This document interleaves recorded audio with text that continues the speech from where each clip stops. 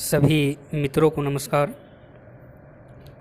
और जैसा कि आप सभी जानते हो, हम आपके लिए एक नए विषय के साथ प्रस्तुत होते हैं और आज हम शिक्षण अभिक्षमता यूनिट फर्स्ट का दूसरा अध्याय आपके सामने लाए हैं, जिसमें हम शिक्षा पर महान व्यक्तियों के विचार जो हैं, शिक्षा पर महान व्यक्तियों ने जो विचार प्रकट किए हैं उनकी चर्चा हम आज करने वाले हैं।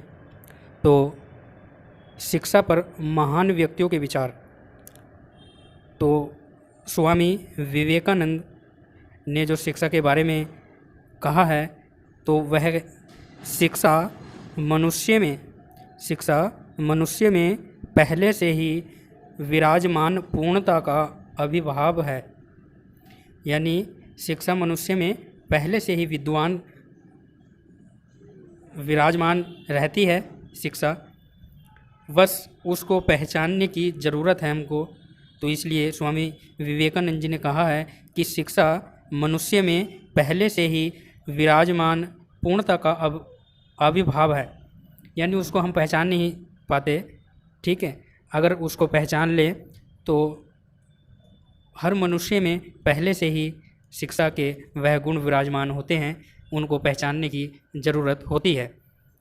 दूसरी बात क्या कही है इन्होंने कि बालक और बालिकाओं को समान शिक्षा देनी चाहिए। तो कितनी सुंदर बात स्वामी विवेकानंद जी ने कही है कि बालक और बालिकाओं को, यानी लड़कों और लड़कियों को समान शिक्षा देनी चाहिए। तो ये दोनों ही बातें स्वामी विवेकानंद जी ने कही हैं शिक्षा के बारे में। तो चलिए अब दूसरे विद्वान को देखते हैं, उन्होंने शिक्षा के बारे में क्या कहा है। तो जो महात्मा गांधी हैं, उन्होंने शिक्षा के विषय में अपने क्या विचार रखे हैं।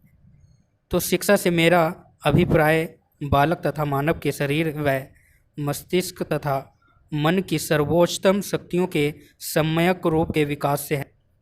यानी शिक्षा से मेरा अभिप्राय बालक तथा मन के शरीर व मस्तिष्क तथा मन की सर्वोच्चतम शक्तियों के सम्यक रूप के विकास से है। यानी शिक्षा से बालक, मानव और मानव का शरीर, मानव का मस्तिष्क और मानव का जो मन है वह शुद्ध हो, उसमें विकास हो, मानव के शरीर में विकास हो, मस्तिष्क में विकास हो और मन उसका जो है वह शीतल और स्वच्छ रहे। ऐसा अभिप्राय महात्मा गांधी ने शिक्षा के माध्यम से हमको बतलाया है।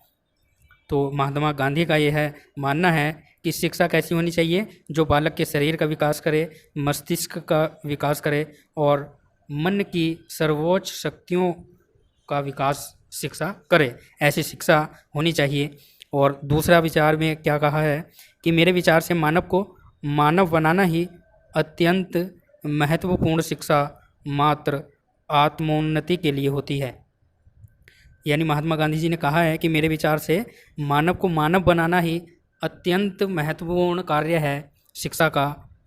तो हम सब मनुष्य तो हैं, मगर जो मनुष्य होते हुए भी मनुष्य जैसे काम नहीं करते, तो उनको हम मनुष्य नहीं कह सकते। तो इसलिए महात्मा गांधी जी ने कहा है कि मेरे विचार से मानव को मानव बनाना ही अत्यंत महत्वपूर्ण कार्य जो है वह शिक्षा का है। ठीक है, चलिए अगले विद्वान के विचार देखते हैं।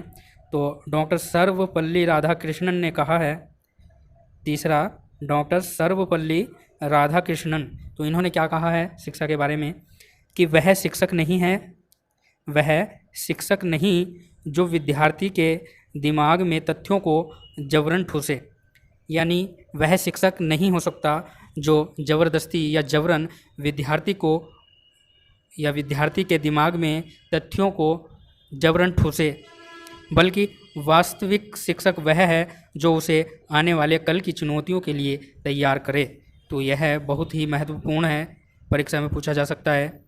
तो डॉक्टर सर्वपल्ली राधाकृष्णन ने कहा है कि वह शिक्षक नहीं है जो विद्यार्थियों को जबरन शिक्षा प्राप्त करने के लिए डांटे और उनको दंडित करे, बल्कि शिक्षक तो वह है जो प्रेम पूर्वक बालक को उस शिक्षा के लिए, उन चुनौतियों के लिए तैयार करें जो उसके भविष्य में सामने आने वाली हैं। ठीक है।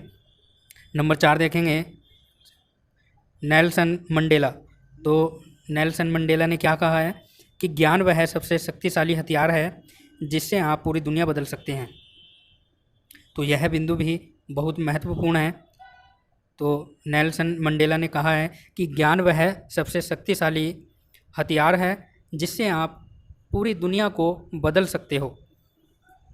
हाँ जी दोस्तों, ज्ञान सबसे मूल्यवान वस्तु है। ज्ञान का कोई भी मूल्य नहीं होता और ज्ञान ऐसी चीज़ है कि उससे आप संसार में हर चीज़ प्राप्त कर सकते हो। तो इसलिए ज्ञान वह सबसे शक्तिशाली हथियार है जिससे आप पूरी दुनिया बदल सकते हो। ठीक है, समझ में आ रही है ना बात। चलिए 5वां देखेंगे, अरस्तु। तो 5वां, अरस्तु ने क्या कहा है शिक्षा के बारे में कि शिक्षा की जड़ें बहुत कड़वी हैं लेकिन फल बहुत मीठा है। हाँ जी, अरस्तु ने कहा है कि शिक्षा की जड़ें बहुत कड़वी हैं लेकिन फल बहुत मीठा है। तो यह अरस्तु ने कहा है। तो यह बिल्कुल सही बात है। क्या कि शिक्षा प्राप्त करने में कठिनाई तो आती हैं दोस्तों, मगर जब व्यक्ति शिक्षा प्राप्त करके कहीं अच्छी नौकरी या अच्छा रोज़गार प्राप्त करता है तो उसके जीवन में खुशियाँ ही खुशियाँ भर जाती हैं और उसका जीवन आनंदमय हो जाता है। ठीक है, तो इसलिए अरस्तु ने कहा है कि शिक्षा की जड़ें बहुत कड़वी हैं लेकिन फल बहुत मीठा है। 6 देखेंगे, number 6, 6, Vikram young. Vikram young, तो इन्होंने क्या कहा है शिक्षा के बारे में, अगर आप एक पुरुष को शिक्षित करते हो तो अगर आप एक पुरुष को शिक्षित करते हो तो आप केवल एक पुरुष को ही शिक्षित करते हो। हाँ जी दोस्तों, अगर आप एक पुरुष को शिक्षित करते हो तो आप केवल एक व्यक्ति को ही शिक्षित करते हो, लेकिन अगर आप एक महिला को शिक्षित करते हैं तो आप एक पूरी पीढ़ी को शिक्षित करते हैं। तो इस पंक्तियों से अभिप्राय है कि अगर हम एक व्यक्ति को शिक्षित करते हैं तो हम वहीं तक सीमित हो जाते हैं, एक व्यक्ति को ही शिक्षित कर पाते हैं। परंतु अगर हम किसी एक महिला को शिक्षित करते हैं तो उसके बच्चे भी शिक्षित होंगे और वह पूरी पीढ़ी, जो उस महिला की एक पूरी पीढ़ी होगी, वह पूरी पीढ़ी दोस्तों क्या होगी, शिक्षित होगी। तो इसलिए कहा गया है कि अगर आप एक पुरुष को शिक्षित करते हो तो आप केवल एक पुरुष को ही शिक्षित करते हो, लेकिन अगर आप एक महिला को शिक्षित करते हो तो आप एक पूरी पीढ़ी को शिक्षित करते हो। यह विक्रम यंग ने कहा है दोस्तों। चलिए अगले बिंदु पर चर्चा करते हैं। और नंबर 7, जो डॉक्टर APJ अब्दुल कलाम। तो भारत के जाने माने प्रसिद्ध वैज्ञानिक APJ अब्दुल कलाम, जो भारत के राष्ट्रपति भी रह चुके हैं, तो इन्होंने शिक्षा के बारे में क्या कहा है, तो शिक्षा वास्तव में सत्य की खोज है। शिक्षा वास्तव में सत्य की खोज है। शिक्षा क्या है, सत्य की खोज है। यह ज्ञान और प्रकाश की अंतहीन यात्रा है। यह ज्ञान और प्रकाश की अंतहीन यात्रा है। अगर शिक्षा के यथार्थ को हर व्यक्ति अपने जीवन में उतार ले, अगर शिक्षा के यथार्थ को हर व्यक्ति अपने जीवन में उतार ले तो यह दुनिया रहने के लिए बेहतरीन जगह बन जाएगी। ठीक है, तो क्या अभिप्राय है इससे कि शिक्षा वास्तव में सत्य की खोज है।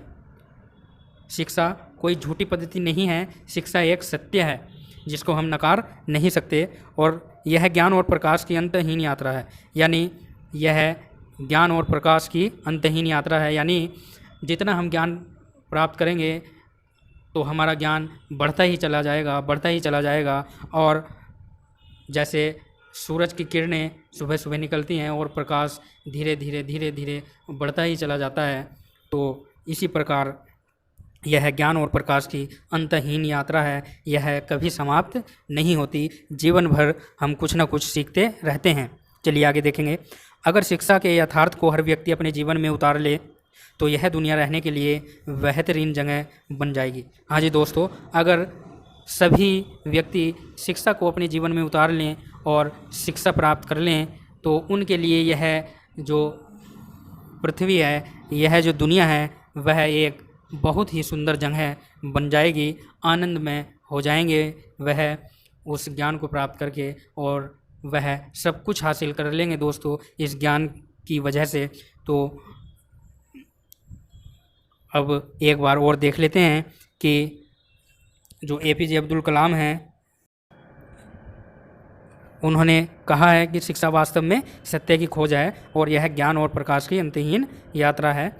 अगर हर व्यक्ति शिक्षा के यथार्थ को अपने जीवन में उतार ले तो यह दुनिया रहने के लिए बेहतरीन जगह बन जाएगी। दूसरे बिंदु में क्या कहा है इन्होंने कि हमें शिक्षा प्रणाली को सुचारू नैतिक मूल्यों से जोड़कर उपयोगी और रोजगार उन्मुखी बनाना चाहिए। हाँ जी दोस्तों, तो हमें शिक्षा प्रणाली को नैतिक मूल्यों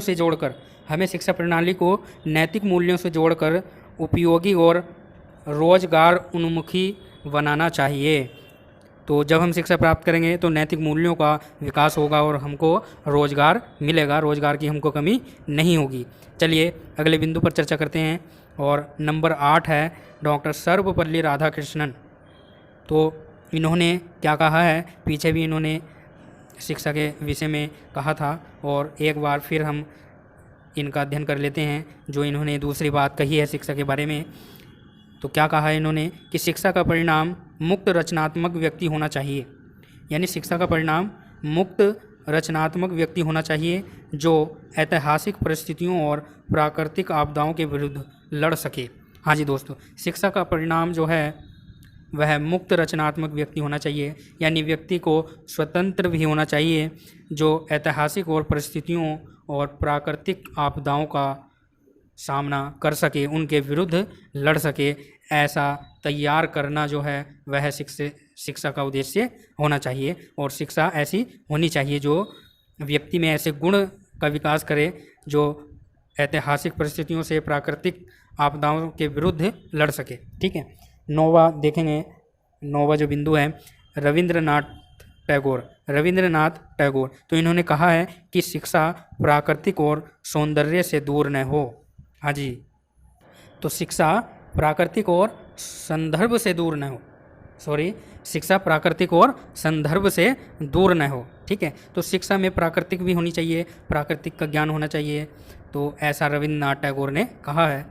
तो हम अपने अध्याय में यही विराम देते हैं।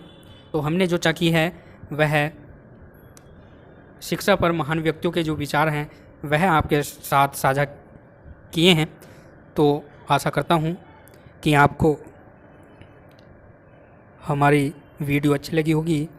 तो हमारे चैनल को सब्सक्राइब करें, वीडियो को शेयर व लाइक करें और चैनल को सब्सक्राइब करें दोस्तों। फिर मिलेंगे अगले अध्याय में, तब तक के लिए नमस्कार दोस्तों।